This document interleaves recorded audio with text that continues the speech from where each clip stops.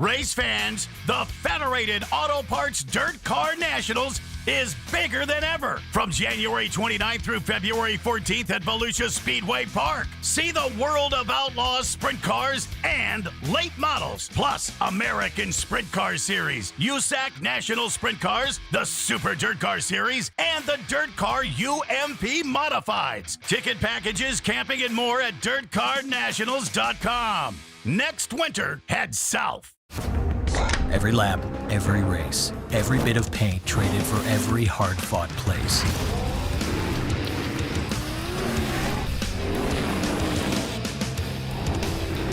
Every checkered flag and trophy raised. Every ounce of dirt, sweat, and gears. They're all jammed inside every can of NOS Energy.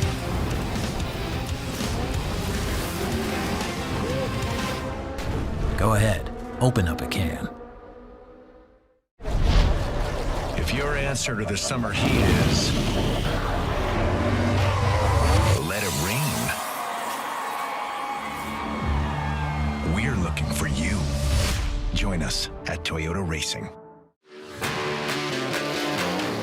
I chose the Chasm system. A lot of the top drivers in the sport were using it, and being a father and all the back injuries happening, I felt like it's just extra insurance on keeping your back healthy and safe. Years ago, I broke and fractured my T5 vertebrae.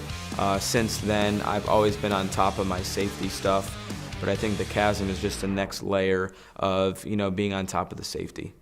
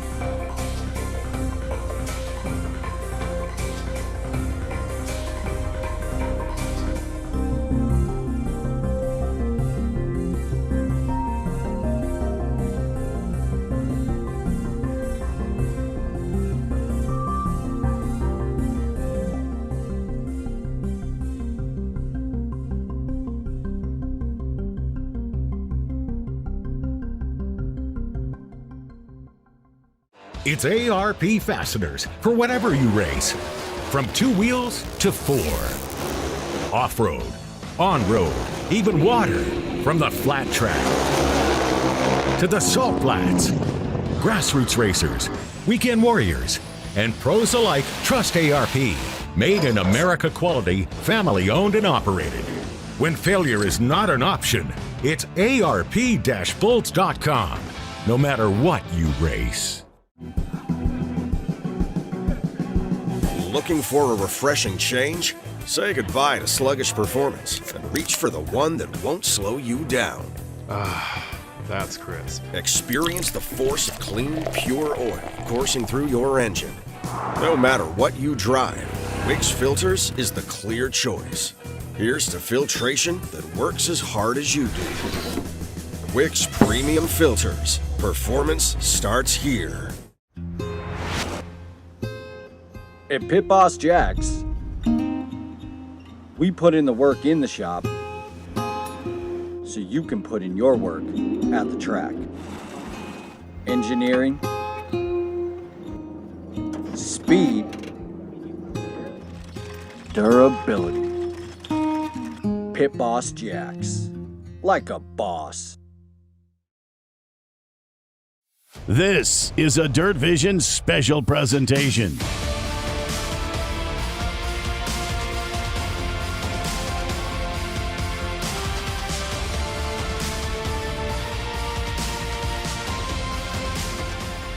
The best drivers, the best coverage.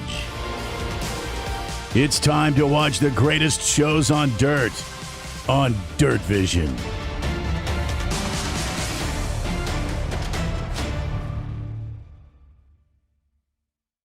Night one of the 40th Chili Bowl saw Kyle Larson overcome disaster early and in true Kyle Larson fashion in the night in victory lane. More anticipation mounts as Tuesday night is upon us at the Chili Bowl Nationals, powered by NOS Energy Drink. Hi everyone, and welcome to this preview of Warren Cap qualifying night at the Tulsa Expo Raceway. I'm Connor Wade, back in our Dirt Vision studio in North Carolina with our team.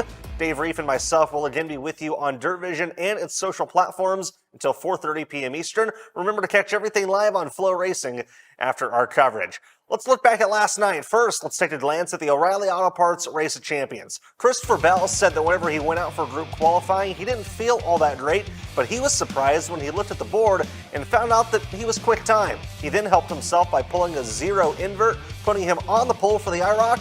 Bell did a great job managing through traffic throughout that race, and even though Shane Dolomik put forth a respectable effort, Bell gets back-to-back Race of Champions wins. Up next for C-Bell is his prelim effort on Thursday. Let's look at heat race action from Monday night. The most notable incident was Kyle Larson's battle with Emilio Hoover that resulted in contact going into turn one. Larson went spinning, did a nice job not to flip, but stopped in turn one and collected basically every single car behind him. With that being the case, he didn't actually lose any positions by the time the race restarted. He would go on to end that heat race in third. Cannon McIntosh had a big points night, 6-1 in his heat race, and then 6-2 in the night's first qualifier, finishing right behind Larson in that one. Jake Andriani came into qualifier 3 with momentum after advancing from 8th to 2nd in his heat race, but unfortunately for Andriani, issues under the hood occurred on the start, really setting back his entire night and his Chili Bowl effort. McIntosh found himself on the pole of the feature with Briggs Danner to his outside. Cannon led early, but Larson quickly found his way from 4th and took the lead on lap 10. McIntosh and Danner then found themselves in a lengthy battle for that crucial final lock-in spot, and it went to the 55i of Danner. The 1K and the 55i locked themselves in. Cannon Mack, Shane Dolomik, and how about veteran Jerry Coons Jr. rounding out the top 5? Justin Pett, Cameron Key, and Tanner Carrick are B-main bound on Saturday. As for the other 60-plus cars, they'll deal with alphabet soup come Saturday morning and afternoon. Kyle Larson and Briggs Danner, though, don't have to deal with any alphabet soup whatsoever and can spend their whole week knowing that they are locked in and will have a real shot at a Golden Driller. Hear from the winner and the bridesmaid and their thoughts after checking the boxes last night. I would say the early part of the first half of the night tonight felt very similar to last year. You know, kind of just didn't have the grip or feel or balance I needed, and but you know, this time I would say compared to other years, you know, I felt like we actually got it better. You know, each time we hit the track, and you know, I know it couldn't really see it probably in the race champions, but I felt really good, and I felt like I strung together some good laps and felt like I had a good balance against the cushion, and then that, you know, carried over into the prelim feature with some better track position, and we were able to, you know, string together some really good laps there in the middle portions of the race. So, you know, Shane starting on the inside of me, you know, it was kind of, I knew it was going to be a race to who was going to get to the top first, and you know, me being fourth, that's kind of what you have to commit to, and it's what I did. But you know, I knew I couldn't allow Shane to get a good run off the bottom to clear me. I could tell he was wanting to fill that hole. So yeah, I knew I had to put together some good corners to get clear of him, and then it was just hopeful that them guys wouldn't move up in front of me, and they didn't. You know, so it was kind of just a, you know, express lane to the lead, and then yeah, just try to execute as well as you can after that. But you know, it still has to work out. You still got to hopefully get a good draw, you know, for where you know, shake out in the pole shuffle, and you know, still need to start in the top 2 rows probably to have a shot to win. So especially the front row would be nice. We had a really good car, obviously, and had a car to win, but after Kyle drove around me there, I kind of ditched the bottom and just went back up to where I was comfortable, and I was kind of surprised with how the top build up. It was very ledgy early on in the night, and to see it get to the wall kind of caught me by surprise, but yeah, it felt really good. I just knew I did not want to do what I did last year, and just kind of settled into second, and honestly wasn't that mad to see lap traffic. I felt better than Kyle. I felt like I was able to make fewer mistakes, and I really don't have many laps here, so to be running with these guys, you know, guys like Cannon who race midgets all the time, and obviously Kyle here and Golubik, it's pretty cool. Just awesome to be a part of it. It's kind of hard to not make mistakes when you're racing with these guys. I mean, when you're in position and racing with them, they have a lot of experience, so that makes my job harder, and just happy to obviously finish tonight and to run in second and be in a good spot for Saturday is going to make the rest of the week a whole lot easier. Remember, it's a completely different cast of characters each night, but the strength of field does not decrease whatsoever. Warren Cat Tuesday features several drivers that have had good runs inside the SageNet Center before, such as Burnham Crouch, who was a prelim lock-in a year ago. Gunnar Setzer impressed last year as well. He debuts tonight for Four Kings Racing. Does your Farmer's Almanac say it's Beason season? If it doesn't, you might need a new one. Jonathan Beason, off the heels of a Tulsa shootout win. We'll hear from him later in the show. Even more late model names in the field tonight, such as RTJ Ricky Thornton Jr., Hank Davis, who shocked the world on Tuesday night in 2023, veteran Zach Dahm back in a Bondio car, Gavin Bichelle, Blake Hahn, whose family founded and runs this event. Last year's surprise Tuesday night winner Landon Brooks is back for another year, and Knoxville Nationals winner Ryan Timms. That's a good place to start. Ryan Timms, the 19-year-old who set the sprint car world on fire in 2025, largely thanks to his huge win in the Knoxville Nationals. Of course, you can't leave out the fact that he also won the Tuscarora 50, the Huset Speedway Track Championship, and brought home a total of 18 wins. It was his first full year dedicated to win sprint car racing, and he's already one of the best drivers on that scene. Yet he, like so many others who graduate to sprint car racing, have aspirations of hoisting their golden driller at the Chili Bowl. Timms grew up in the Oklahoma environment, living in Oklahoma City and racing micros and midgets in the state. He has shown real promise at the Chili Bowl the last 2 seasons. A 2024 prelim win was stolen from him late, and his run last year ended after contact from a teammate. With his standing in the industry now undeniable and a new kind of confidence, Ryan Timms has an opportunity to join the likes of, listen to this, Kyle Larson, Sammy Swindell, and Dave Blaney as the only drivers to win both the Knoxville Nationals and the Chili Bowl in their careers. For the first time today, let's visit Dave Rieff in the SageNet Center, who's right outside the Keith Kunz Motorsports camp, and he's going to tell us about the Knoxville Nationals champion who makes a prelim run tonight. Well, Connor, from physically big and aggressive, they are now small and diminutive. They used to have the seat of the pants feel. They get that now in the simulator. I'm, of course, talking about the 21st Century Racer, an entirely different animal than what used to show up here at Tulsa 40 years ago. But spanning those generations are confidence and consistency, something that 20-year-old Gen Zer, Oklahoma City, Oklahoma's Ryan Timms has in spades after a breakout 2025 season in the sprint car. That's right, the Knoxville Nationals winner, the Tuscarora 50 winner, the man who won the Huset Speedway Track Championship. It all boiled up to about $400,000 plus in purse money, and that's going to make for a great year coming up.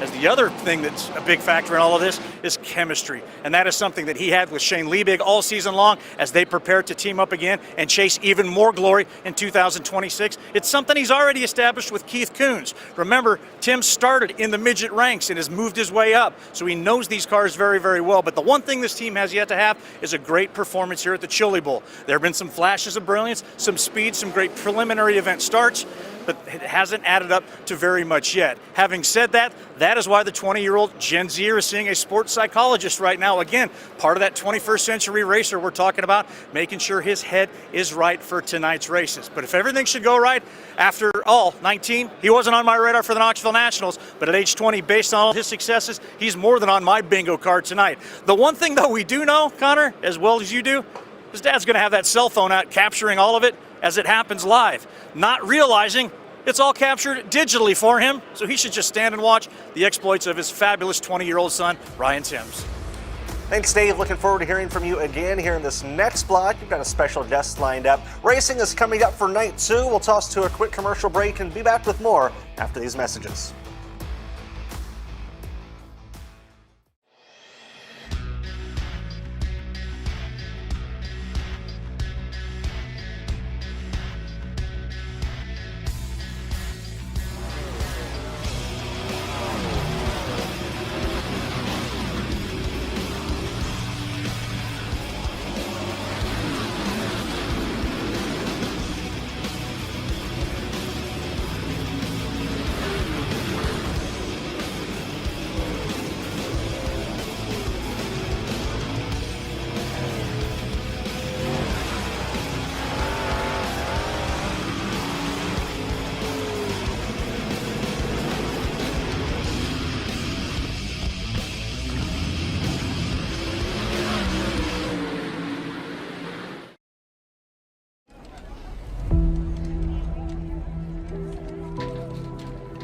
to rise? To the challenge? Above obstacles. Yes! Above perceptions. Ruttiger, implement the pass on the top lane. Above it all. Let's go! If so, we're looking for you. Join us at Toyota Racing. Anything you can do, I can do better. I'm faster than you. Yeah, well, I'm gnarlier than you. I get more sideways. I'm louder. Much louder. I get wilder than you. You sure about that, bro? Harder. Slicker. Cooler. Tougher. Let's go. So what you got?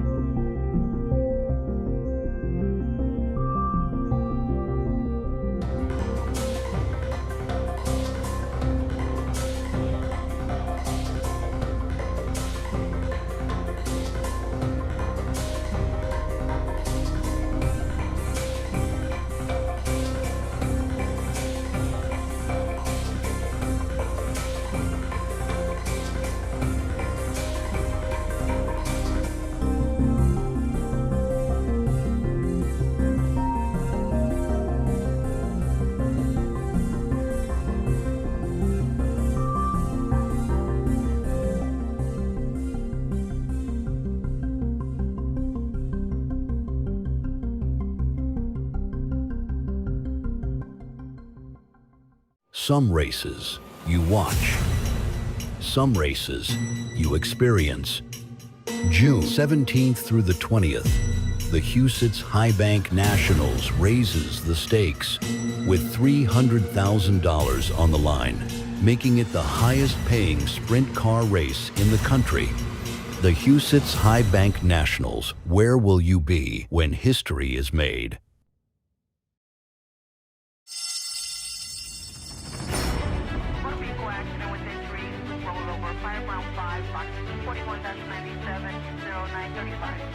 It's a moment of transformation when humans become heroes and training gives way to instinct. In that moment, senses are heightened to new levels. Every sound, every breath, every second that can mean the difference between life and death. Determination is matched only by empathy for those who need you most. In that moment, you need a tool that rises to the challenge. Simple, rugged, reliable. Amkus rescue systems, built for the moment. Race fans, the Federated Auto Parts Dirt Car Nationals is bigger than ever. From January 29th through February 14th at Volusia Speedway Park. See the world of outlaws sprint cars and late models, plus American Sprint Car Series, USAC National Sprint Cars, the Super Dirt Car Series, and the Dirt Car UMP Modifieds. Ticket packages, camping, and more at DirtCarNationals.com. Next winter, head south. The new year rang in well for Jonathan Beason, a fan favorite anytime he steps into Tulsa. He and his Factory 14 team recorded a win in the headlining 55-lap Tulsa Shootout non-wing outlaw main event. Beason is known for giving it 110% every time he's on the track and never letting us down. Beason is ready for more Tulsa magic tonight, but first, he's with Dave Rieff right now. Dave, coming off that shootout win, obviously it's January, but in Tulsa, Oklahoma, I want to know, is it winter or is it Beason season? Well, actually, based on the nice tepid weather that's in the 60s today, it's almost like spring, but it is officially Beason season, as it is every time the Chili Bowl rolls into town and you're involved. Is that something that you're comfortable with after all these years? Yeah, I mean, I'm guessing I got to live by it. It's about the only time I race, or at least kind of race in front of this crowd. You know, it's I don't do it full time. It's just kind of, it's not a hobby, but it's kind of turned into that for me. Just, you know, I still have the drive to win, and I'm getting older, but this is just with life and family. This is the time that you kind of see my name come up. How was that shootout victory, especially coming after such a long break? Finally, I guess is the right word to say, as you get your third one. Yeah, I mean, it was 10 years since the last one. I kept, as they get harder and harder. I mean, the quality of cars at the shootout, and as you see here at the Chili Bowl, it just gets tougher. So you start kind of going on that little dry spell. You start wondering if you're going to get another one, and everything kind of came together. And starting up front definitely paid a huge dividend. But I put 55 great laps together and led the whole race, and but it did feel great. I mean, I got out, and it was just finally, like, those 10 years and some of the heartbreaks I'd faced, and it felt good to scream out loud. So you probably, more than anybody, could walk around these pits and say, hey, listen, nothing's given to you at this place. You have to earn it. Yeah, I mean, there's you definitely got to earn it. I mean, there's some luck, there's some things that got to go your way, which is still, you've got to earn the right to be in those positions to take those in. So, yeah, I mean, it's just so tough, and it's getting tougher. You got, and then at this race, you got Larson and Bell and all those, the guys that are professionals coming in, and but guys like myself, this is kind of our chance to showcase our talents and see how we stack up, and that's the goal, is to beat those guys and get the driller again. A lot of laps to shoot out, a lot of laps potentially coming up here for a guy that doesn't race that often. How physically demanding is this week on you? I was worried at the shootout, just because I hadn't ran in about 3 months, and definitely not anything 55 laps, but I guess when the car's that good, it was really easy to drive. So I felt good. The midget, I think just for me, it doesn't seem to wear me out as much. But, hopefully I don't make it any harder on myself than I have to. Tuesday, why Tuesday for a qualifying day? Yeah, so Tuesday for me, back before I kind of could land on a date, I kind of just bounced around every day. And the first year I finished fourth on a Tuesday night. I was on Tuesday night. First time on Tuesday, I finished fourth, one spot out of locking in back at that time. It was 2011, and I ended up finishing fourth at the Chili Bowl that year. And so from there, it's superstitions. I mean, for me, it is. I did try Wednesday a couple years ago just to try something different, to maybe watch the race a couple days before, and it didn't really change any outcome for me. So I just went back to Tuesday, Old Faithful.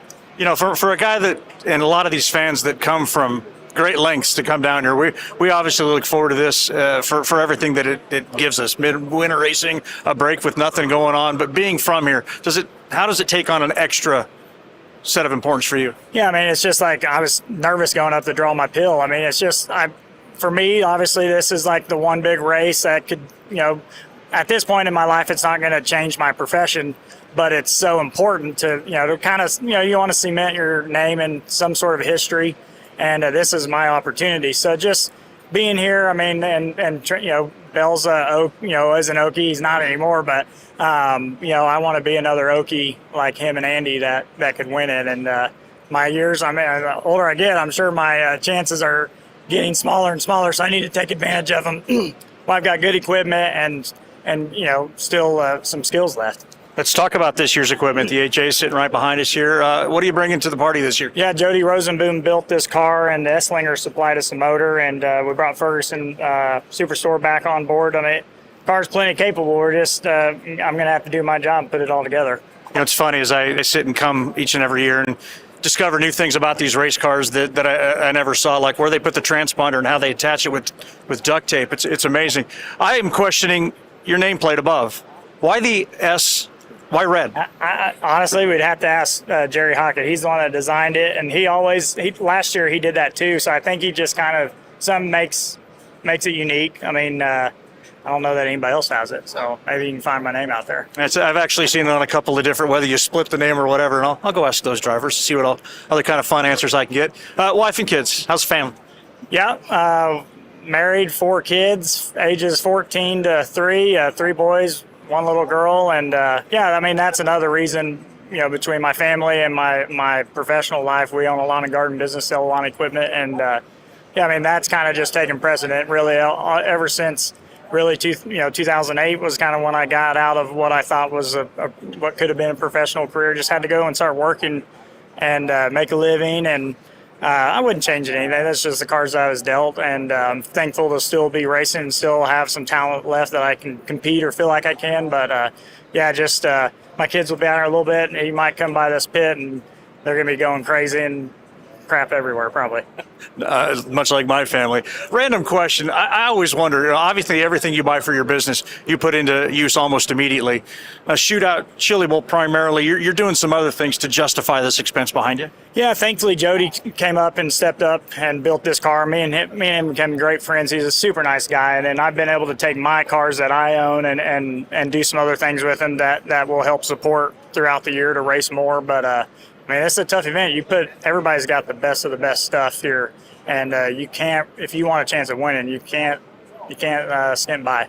How does a Tuesday guy watch on Monday? What are you looking at? Yeah, I just went out, I had a couple cars running last night that I could at least, now they're giving you armbands. You can't go on the ramp unless you have a car running. So they're kind of, which is good. They're keeping too many people from going down there. But then I got an award from last year's hard luck. So I went out on the track and you're just kind of paying attention. Like, it wouldn't be the lap 10 flip, would it? Yeah, it might have been. There was no check with that award, which I was really disappointed because I needed it last year. But just watching the track, looking at kind of what the track does and certain, whether certain heat races, if it's changing, certain qualifiers, and it's just all those things you got to pay attention to. The hour's approaching 3. I know you got a driver's meeting you got to get to, but being a veteran, fans might expect that this isn't something you necessarily get overly amped up for, but do you get nerves? Yeah, I mean, like I said, this is the race for me that I could at least make sure everybody remembers my name. Shootout did that, but this is still a little different ball game here with different people here, and you just don't, selfishly, you don't want to be forgotten, and of what some of your accomplishments are.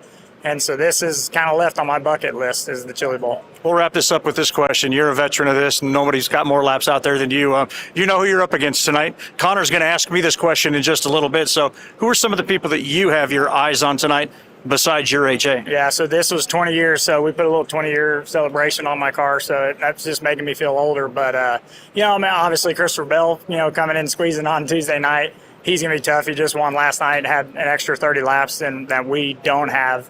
Outside of that, I mean, anymore, just don't really get caught up in the names. I mean, you just got to race your race. And it's shocking how many of you are good now because it's hard to isolate a few. Yeah, there are. I mean, I think any night you can just pick out 10 guys, and if the things go their way, they can win. Well, it is certainly Beason season. That is, of course, as we make sure he makes the driver's meeting. That could cause some problems. We don't want to be the reason that Beason season isn't going to happen here at the Expo tonight, Connor. Yeah, thanks, Dave. Great to see Jonathan once again. And interesting that he's rolling with the Esslinger power plant under the hood of that 8J tonight. So thank you, Dave, and good luck to Jonathan in his prelim efforts here this evening. In the past, Tuesday night has been known to produce some surprise winners. In fact, 2 of the last 3 years have seen under-the-radar names turn into Chili Bowl heroes. We'll talk about a couple of those next. Looking for a refreshing change? Say goodbye to sluggish performance and reach for the one that won't slow you down. That's crisp. Experience the force of clean, pure oil coursing through your engine. No matter what you drive, Wix Filters is the clear choice. Here's to filtration that works as hard as you do. Wix Premium Filters. Performance starts here. There's a moment behind the wheel of what I've built, where power overrides gravity, and I hit that zero moment. Zero doubts, zero fear, zero competition. No rule or mold I can't break. And limits, absolutely zero. And there's enough zero sugar to get me there. I think it's a very big deal that we have Amkus, providing us with the Amkus cutting tools throughout our series and World Racing Group. It's good that we were able to get a product in that's reliable and it does the job. If for some reason we had to cut a car apart or get access to a driver or a patient, we know that this tool here is definitely the one that we're going to work the best, get us in there quickly. Race fans, the Federated Auto Parts Dirt Car Nationals is bigger than ever. From January 29th through February 14th at Volusia Speedway Park. See the world of outlaws, sprint cars, and late models. Plus, American Sprint Car Series, USAC National Sprint Cars, the Super Dirt Car Series, and the Dirt Car UMP Modifieds. Ticket packages, camping, and more at DirtCarNationals.com. Next winter, head south.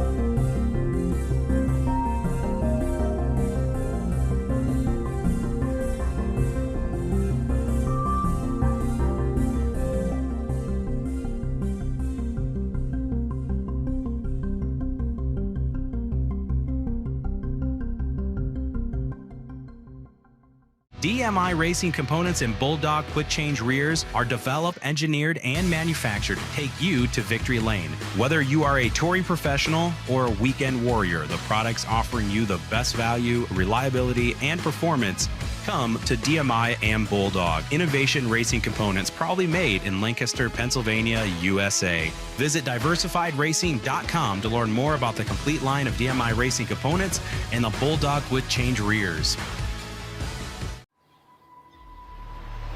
If this is your idea of ladylike,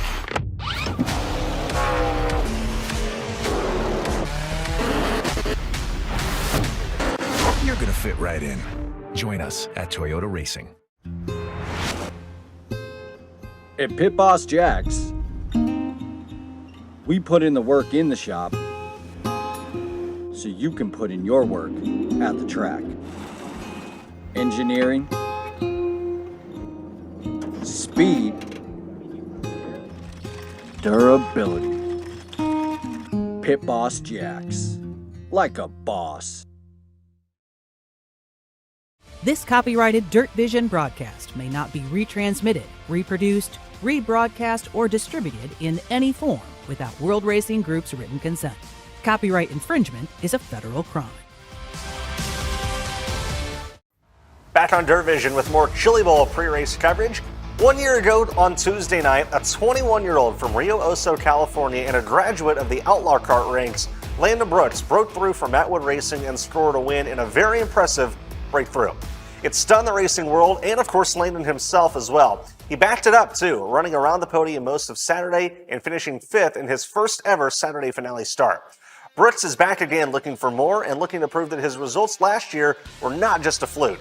We've seen how much speed Matt Wood Racing can have and the consistency that his teammates such as Shane Dalbeck and Ryan Bernal have shown for many years at the Expo. In fact, Brooks did very early on what no one else from MWR has been able to do, and that's win a feature in the building. Is Landon Brooks Matt Wood Racing's next Chili Bowl superstar? So far, no indications are pointing at that answer being a no. I feel like I'm very confident in my race car this year, and I feel like yesterday helped me a lot with the Race of Champions, getting more laps doing that. So I've definitely watched it over and over again, and definitely could be better for myself. And I was a little iffy. Like, I don't know if the car was bad, but I felt like myself just trying to get back going. And Sunday I felt okay in practice, but I was very happy with yesterday and the way it went. Obviously we started 14th, ran 12th in the Race Champions, but I felt like we had a lot of speed. So the track was just super fast and tough to pass. So I was very happy with our speed and got very comfortable yesterday. So I felt like our car was pretty similar to last year. Tried a little bit things different just because it's kind of a free race, you know, in the Race Champions. So I feel like we're probably going to start out pretty close as we did last year, and give it my best effort to win our prelim tonight, just to show that, you know, we have that speed and it wasn't really a fluke. So just looking forward to that, and just got to stay patient. These heat races are tough. You know, there's things going all which ways, and just got to set myself up good. As I alluded to earlier, Brooks is not the only surprise Tuesday night winner in recent memory.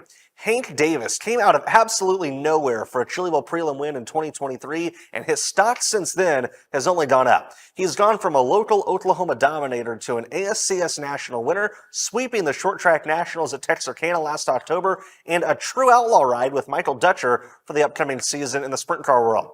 Hank has remained a contender at the Chili Bowl as well, following up his prelim wins with a 2nd in 24 and a 7th from 17th last year. The key for Davis tonight might be for the early stages of his night to be better. More points from the heat and the qualifier would put him in a higher starting spot than he had to work with last season and immediately put him back in contention to lock in. The prelim speed is there, and Davis is not far off from being a Saturday contender as well. We're excited to have Davis in the sprint car world more frequently this season, and what better way to build momentum for that than with another stellar Chili Bowl outing. I think it starts here on the prelim night. You got to win, run second, to just get in the, to get in the pole shuffle, to get to maybe the first. I think you got to be, to my opinion, you got to be the first 3 rows probably to win the thing. And we've been close. I've ran 5th, so it's just, I think it's just you start in the front 2 rows and then just try to get ahead and lead the race.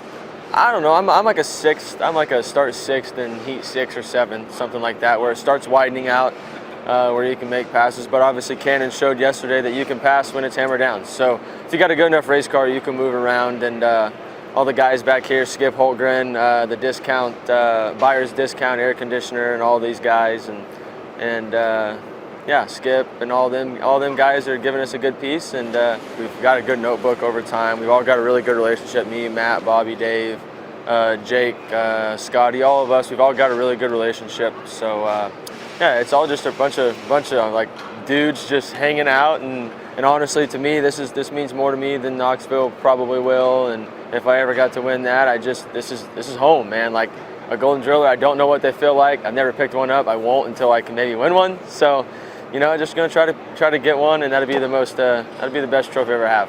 We mentioned late model star power in tonight's field. Of course, Ricky Thornton Jr. is competing, but a new fender guy is trying his hand at the Chili Bowl as a rookie, and it's World of Outlaws late model rookie of the year from 2025, Drake Troutman. Known in the late model world as a young, hard worker who's not afraid to bust his ass, get his hands dirty, and do things his own way to make things work on the road, he'll now carry the same work ethic into this new open wheel endeavor. It was sometime in November that I got videos sent to me of Drake testing a midget at Port City Raceway, and I'll admit, he made some pretty solid laps. It's a busy week for Drake as he's not only racing the Chili Bowl, but also the Wild West Shootout in Arizona. He'll have to make a choice on Saturday on if he wants to come back to Tulsa or stay committed to the Wild West. Nick Hoffman talked to Dave yesterday about how it can be tough for bigger guys to fit into a midget. If you aren't familiar with Drake's stature, he's more on the muscular side and has some height to him as well. Dave chatted with Drake earlier today about navigating that challenge, as well as his unknown expectations in his Chili Bowl debut.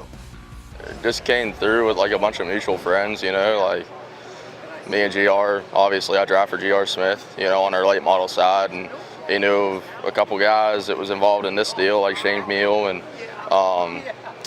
Shane knew Grady Chandler, and it just kind of all put itself together. So I always wanted to come out and do it. Like I always thought it'd be really cool, and yeah, I don't know. It's just they always look pretty wicked and pretty fun, and you got to hustle them a lot. And I found out that they're a hell of a lot harder to drive than what they appear to be. I like doing different stuff. Like there's not anything that's like a late model. Like as I was telling them guys whenever we went and tested, like our late models, we always drive off the right front. Well, hell, these things, the right front's up off the ground half the time. So it's different than anything that you've taught yourself over the years to try to drive straight. Like these things, you got to break it into corner and back it in. So it's tough. I am a legit helmet bag carrier this weekend, which I don't know how I feel about, but I just show up here and race, and there's a lot of things that have to go your way in any event like this.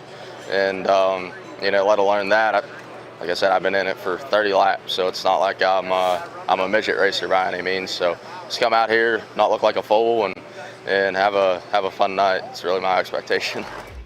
Welcome to the Midget World, Drake. You're not going to regret this decision. Hot laps are approaching for Tuesday night. Stay tuned for final thoughts from Dave and I ahead of Tuesday night. The Light Rescue Series from Amkus is a game changer for rescue teams across the country.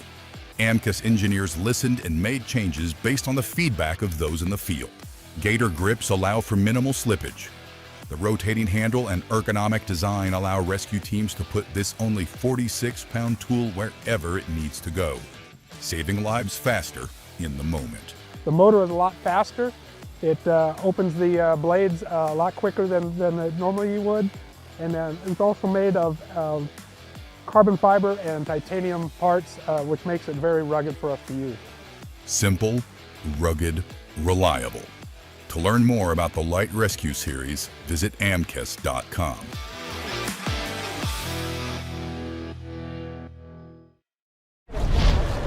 If your answer to the summer heat is let it rain, we're looking for you. Join us at Toyota Racing.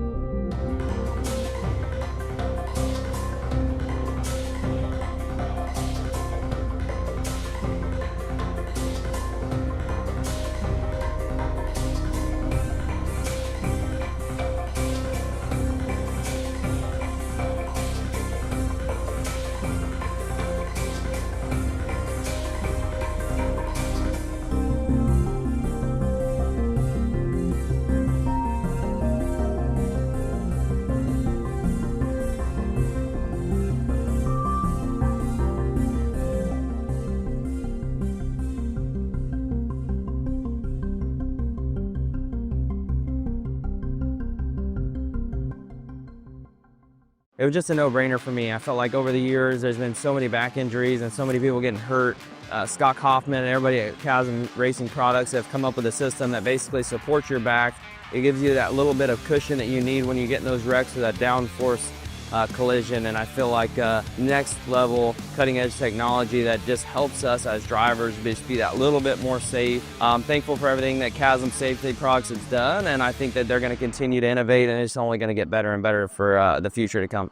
Race fans, the Federated Auto Parts Dirt Car Nationals is bigger than ever. From January 29th through February 14th at Volusia Speedway Park. See the world of outlaws, sprint cars, and late models. Plus, American Sprint Car Series, USAC National Sprint Cars, the Super Dirt Car Series, and the Dirt Car UMP Modifieds. Ticket packages, camping, and more at DirtCarNationals.com. Next winter, head south. Every lap, every race, every bit of paint traded for every hard-fought place.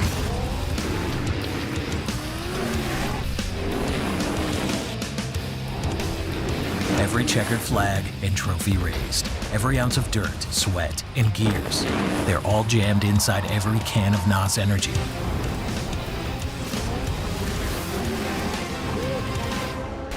Go ahead, open up a can. Some races you watch. Some races you experience. June 17th through the 20th, the Huset's High Bank Nationals raises the stakes with $300,000 on the line, making it the highest-paying sprint car race in the country. The Huset's High Bank Nationals. Where will you be when history is made? Just over 45 minutes until Warren Cat qualifying night commences. Night number 2 of the 2026 Chili Bowl Nationals, powered by NOS. With you for about 15 more minutes here on Dirt Vision, then we'll allow you to flip over to Flow Racing to catch every lap live tonight. Heat race lineups are in. Let's get back to the Tulsa Expo Raceway in the SageNet Center. Dave Rieff is in the building. That's a really nice view, not only of you, but of the racetrack behind you as well. Track looks great and ready to go. 79 cars tonight. We're going to talk about these heat races and their lineups here in a little bit, but let's first reflect on last night. Kyle Larson avoids disaster. Probably Kyle Larson is the only guy in the building, one of the only guys in the country that can recover the way he did and end the night in victory lane. What were your takeaways? You know, it's pretty stunning. You know, when they always talk about race car drivers that have a lot of success getting lucky. It goes all the way back to John Force in a funny car over on the NHRA side, Steve Kinzer back in the day with the World of Outlaws. I don't necessarily believe that is the case. I believe that is a process by where they perhaps earn some luck because, well, you know, they force people into strange positions. But yes, I watched Steve Kinzer look like he was going to yard sale a car at the Knoxville Nationals one year. It certainly would have put him in the back of the field, but yet it didn't go that way. Innate skills inside of the race car. But the thing that I took away from last night that really struck up with me was the fact that Kyle Larson set a record last night. 9 prelim wins. Nobody's won that many preliminary nights at the Chili Bowl. And yes, with 3 big drillers already, his focus is firmly on the 4. He got asked in the press conference about catching the Swindells. Doesn't care about that. Wants to stay ahead of Bell. Only is focusing on 4. And I did appreciate the tone of voice that Kyle used last night. It wasn't over the top. It wasn't celebratory. It was very businesslike. I asked him the same question. He says, yeah, this was kind of routine. He says, we're focused. This is the big night. You know, we can have our fun through the rest of the week as he's gone home now to prepare and watch all the coverage the rest of the night before showing up on Saturday and getting after it in a great position for that 4th driller. But very businesslike was Kyle Larson, and I had definitely appreciated Briggs Danner, his honesty before the event with the T-shirt that says he should have lifted, and the absolute honesty that he said in each and every one of those laps. He thought about the mistake he made a year ago and was committed that he wasn't going to do the same again. He was happy to finish 2nd and get himself locked in. Of course, the guy I feel bad for, Cannon McIntosh, who's abusing himself after finishing 3rd position, 2nd, 3rd. The difference there obviously means he's going to start in the B, and he knows he's going to have to win that B, and it's a long, long shot for Cannon McIntosh. But those are my 3 takeaways from the top 3 performers last night. A very top-heavy night. I don't think it's quite as top-heavy this evening. Yeah, the racetrack was an interesting point that I was going to bring up next. It got pretty wide.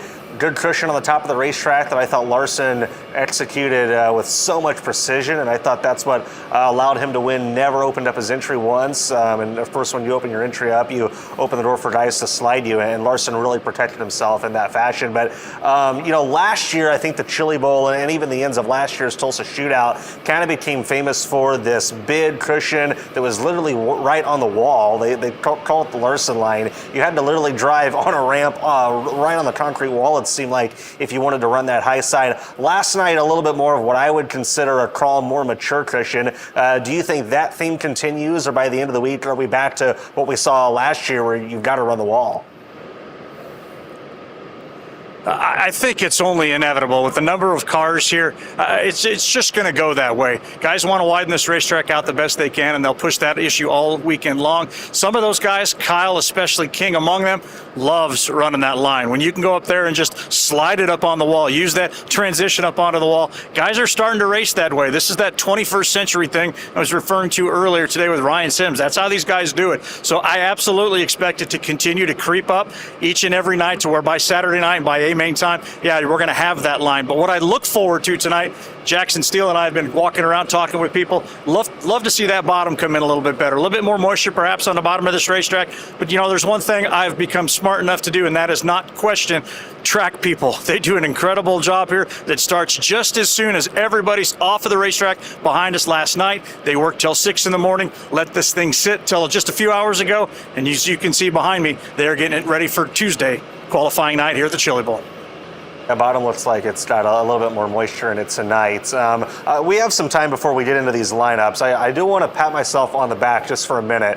You know, we've seen kind of a changing of the guard at the Chili Bowl over the years since you were going a lot, even when I started going as a kid. You know, the names that were contending back then aren't necessarily contending now. Some of them aren't even racing anymore. I spent most of 2025, and I won't name specific names, but I spent most of 2025 since about June all the way until about a month ago, telling a team and a family member of a team that I'm pretty close with, hey, you guys should hire Jerry Coons Jr. for the Chili Bowl. Jerry, he may be past his prime, but he's still got some juice left in the tank at the Chili Bowl. And they were like, man, I don't know if he's the right guy for us. Don't know if he's still got it. Well, he went out last night and ran 5th, so I was right. They should have made that call. But I thought that was cool last night to see Jerry go out and have a really solid prelim run, because it's been a while since he's really been in the mix here.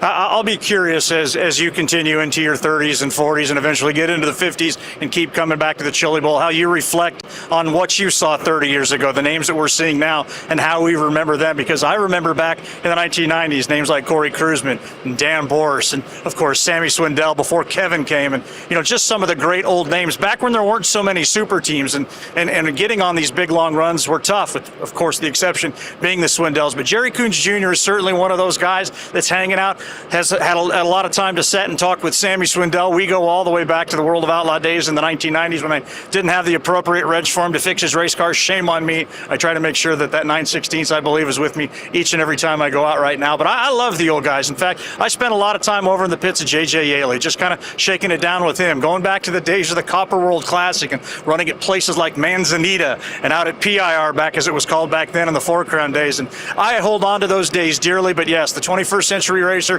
is taking things over. These kids today, they do things that I can't even begin to explain. And of course, the guy at the tip of that spear is Kyle Larson, that does things that really I don't think he can even explain. He just knows how to do.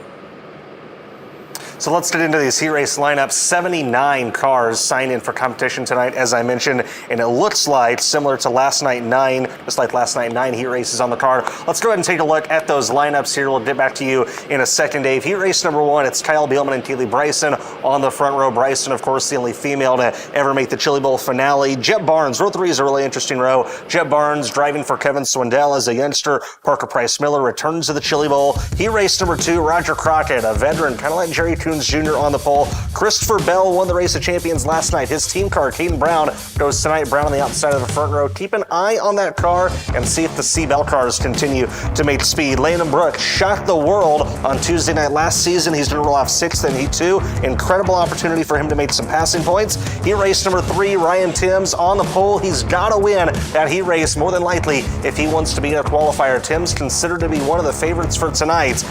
Bit of a tough road with that pole position of his heat race draw. On to heat race number 4, Michael Pickens, a name that stands out in that 54 NZ car. He's had some good runs in the Chili Bowl in the past.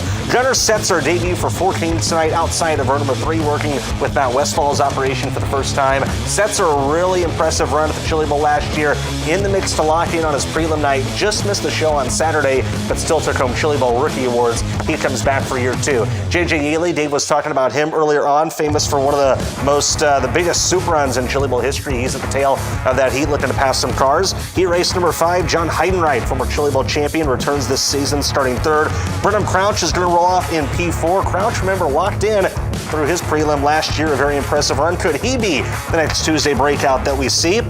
Heat race number 6, Blake Hahn on the pole in the 52. We're going to talk about him a little bit here in a couple of minutes. Ricky Thornton Jr. starts 7th in that one in the 19 R Machine. Remember, Ricky very committed to the Chili Bowl this year, staying in town all week, not going back and forth between Wild West. Heat race number 7, Zach Weidel is on the pole. Brandon Carr, another representative of Keith Coons Motorsports tonight, along with Ryan Timms. Carr on the front row of his heat race. Corbin Ruschenberg starts deep in that one. Garrett Williamson, the Outlaw Rookie of the Year, driving for Gravy Fairfield, is going to start in 8. Heat race number 8, Austin Wood is on the pole. Hank Davis, a former Tuesday night winner, alongside Zach Don, who, as I mentioned at the top of the show, returns to the Bondio team this season, starting 4th. 9th and final heat race, Luke Storer was impressive last season in the 2W. He's on the pole. Jonathan Beason, Drake Troutman, the outside of those final 2 rows. Dave, I guess let's start with the pole of heat race number 3. Ryan Timms, he's pretty much got to win that thing if he wants to find himself in a qualifier. And if he does do that, still, come qualifier time, he's going to have to pass some race cars if he wants to start up front. You know, the bottom line, that's all secured by the pill draw that happened just a little bit ago, and you got to take what the cards that you're dealt, as a lot of guys will say back here, and just play them the only way you can. The good news for Ryan Timms is, you know, he's going to be in a fast KKM machine. That track's still going to be probably pretty juiced up by the time we get around to heat race number 3. So if he's able to get that start he needs, he should be able to run away and get the max amount of points in the position he can. That'll, of course, put him in one of those qualifiers where things will get shuffled up a little bit more, but all he can do is take the cards that are given to him and play them the best he can. And again, I mentioned it before, wasn't on your bingo card in August. Don't take him off it just yet because he's on the pole of a heat race. Yeah, absolutely. Let's look at the poll of heat race number.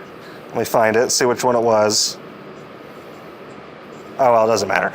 Blake Hahn is on the pole of one of the heat races in that 52 machine. Obviously, the grandson of Emmett Hahn, the founder of this event, his family, there it is, heat race number 6. Obviously, his family founded this event. His family continues to still run it, as they did ASCS for a long time. Blake got that ASCS championship, and I know that meant a lot to him to be able to do that for his family. You got to think this guy badly wants a Chili Bowl, to have his name on that list of elite winners in an event that his grandpa founded.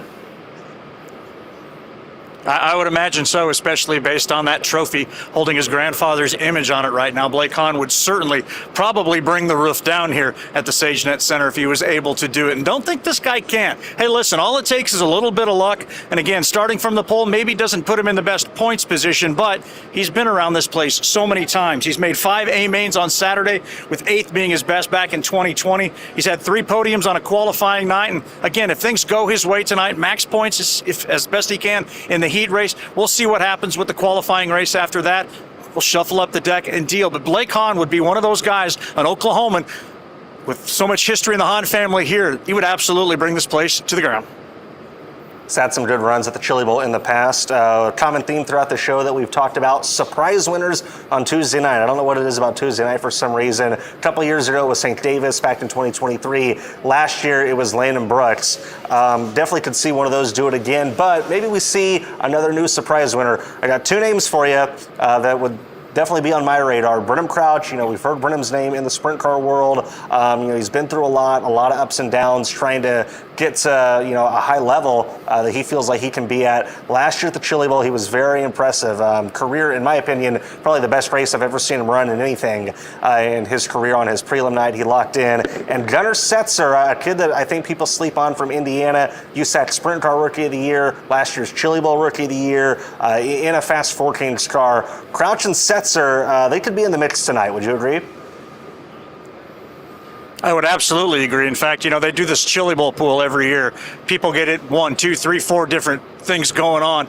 And, you know, it's something I can't get involved in, refuse to get involved in, because just as soon as I'm going to pick somebody, well, that's going to be when they fall off. I believe they call that the announcer's jinx. But Brenham Crouch is one of those top tier guys, at least in my mind.